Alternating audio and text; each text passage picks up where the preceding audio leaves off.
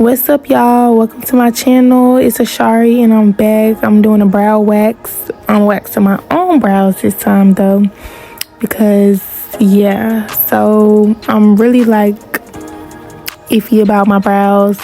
I don't trust nobody when it comes to my brows. I barely trust myself when it comes to my brows. So yeah, let's just get into it and hurry up and get it over with.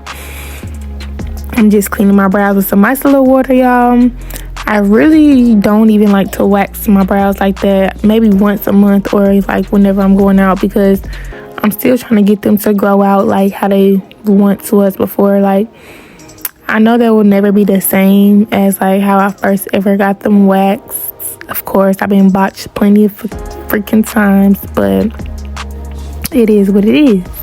And y'all, this video is old. I'm getting over a cold, so my voice is going in and out because I had lost my voice like around Thanksgiving. But back to the video. I'm just tracing my natural brow shape with the brow pencil so that I know where to wax and where not to wax. And I basically just follow the shape of my brow. Some of the video will be sped up and some of it will be at normal speed, just so that I can show you guys exactly what I'm doing and be able to explain it. So doing the same thing to that brow, I'm just taking that pencil and I'm tracing the shape of my natural brow. And basically what I'm going to do is draw a straight line all the way to where my arch will be. Now that line is too fast, so we're going to retry it. And where your arch and your tail intersect, that point, that is where you're going to draw your line diagonal for your tail. And I'm going to do the same thing for the top.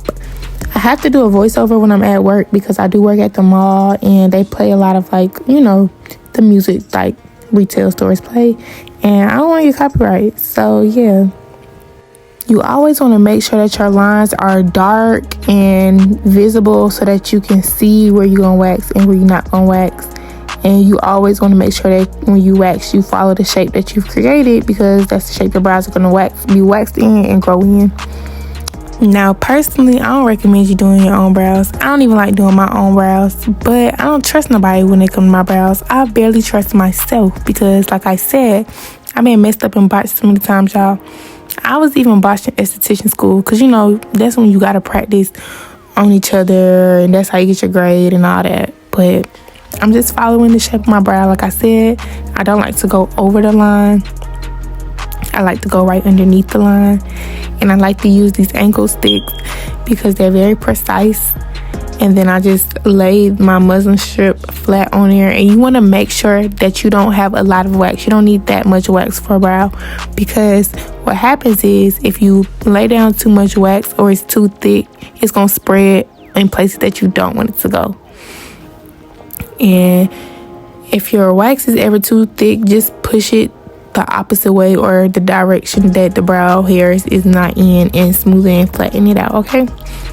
I honestly wish I could go to somebody for my brows, but like, y'all, I just been messed up so many times. I don't even feel like going through the trial and error no more, finding nobody. I'd rather just go through the struggles myself, no matter how bad my arm be hurting or how bad I be having to get close up on the camera and the mirror. And it don't even matter. You could be brow queen yourself.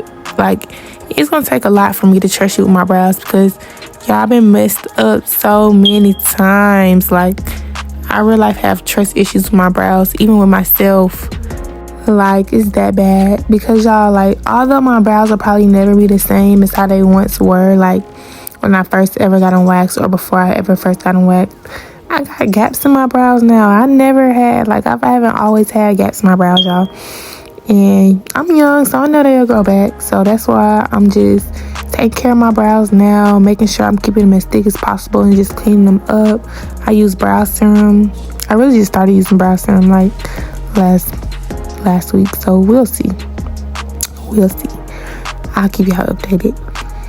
And when you're waxing, I know y'all just seen me manipulate the wax. Oh, I just pulled out my edges. That's what I'm showing y'all, because as y'all can see, I don't have a forehead. I have like a two head.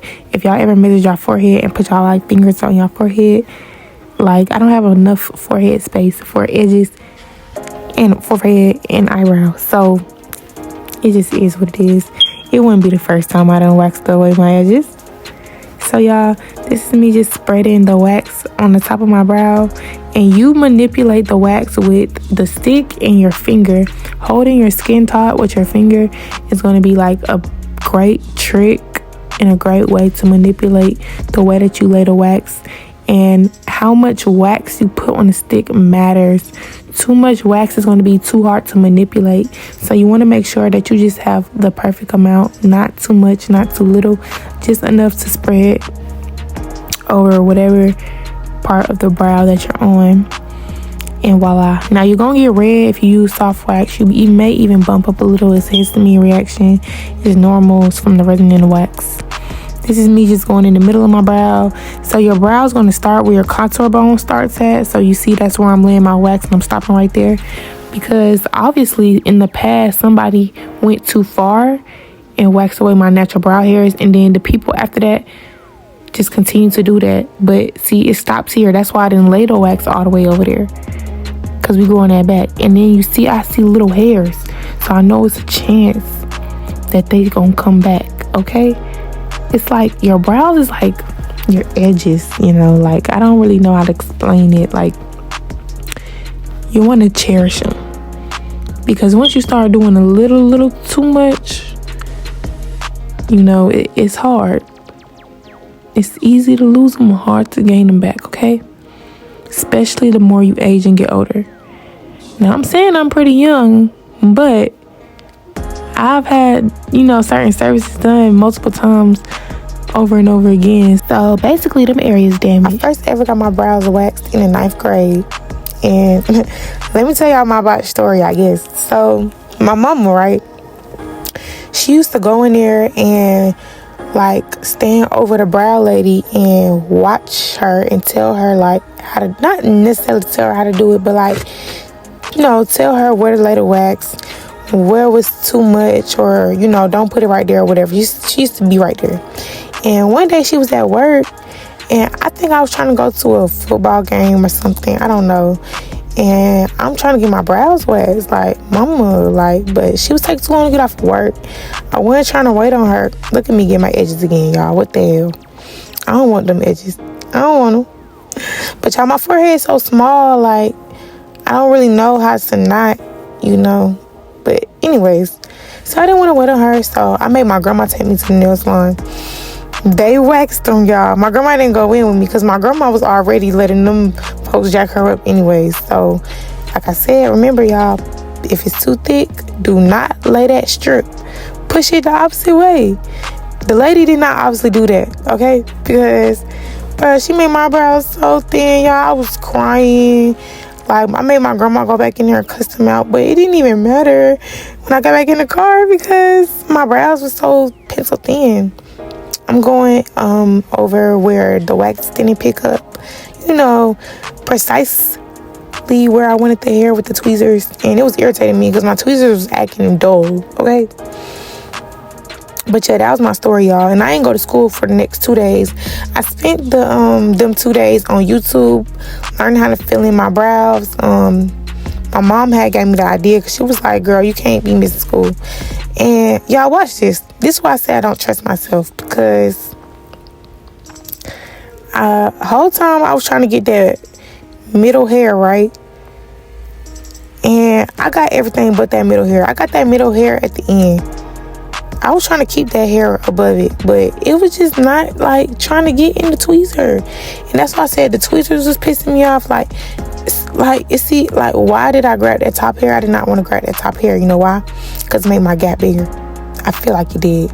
I don't know, but whatever. It pissed me off. Like, that's why I said I'd rather somebody else just do it, because they can use their 2 hands and they can lay me back and, you know, get all close in it, because I'm using the camera because the mirror wasn't working right and it was just pissing me off, right? Anyways, yeah, I learned how to do my brows using Anastasia pomade.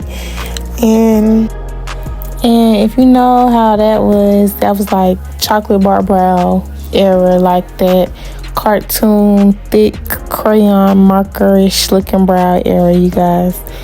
And I was wearing mine though, because when I tell you I was crying over my botched brows, bro, I was crying. And then to just my brow journey, y'all. Then So I was like, I'm never letting nobody touch my brows again, right? I'm just trimming my brows. I like to brush my hairs down because I feel like they're easier to get a precise cut when you brush them downwards. And I'm making sure that, you know, everything's everything that they need to be cut. If they were like a little shorter, I probably wouldn't have even cut them. This is like not a mandatory step, but when I brush my brows up with like brow gel, I don't be wanting like all that extra hair. So, but if you have very like sparse or see-through brows, I would not trim them, because when you brush your hairs back, that's what's going to give it that fuller look. I'm going in with some brow serum, and I'm just putting that basically all over my brows, and then I'm just wiping it because I don't want to look greasy. And I'm taking away those harsh lines. Well, not even harsh lines, but the lines I made, just so I could see my natural brow shape without those lines and see how it looks. Of course, I'm not like googly eyes over them, because like I said, they're in their transitioning stage. So I'm putting some clear brow gel on them. I'm going home and I'm just waiting on them to grow back, especially in them gaps, because the gap is really bothering me, y'all. Especially like, I don't like, this brow is okay, but the brow with the gap used to be my favorite brow, and I just don't know what happened. So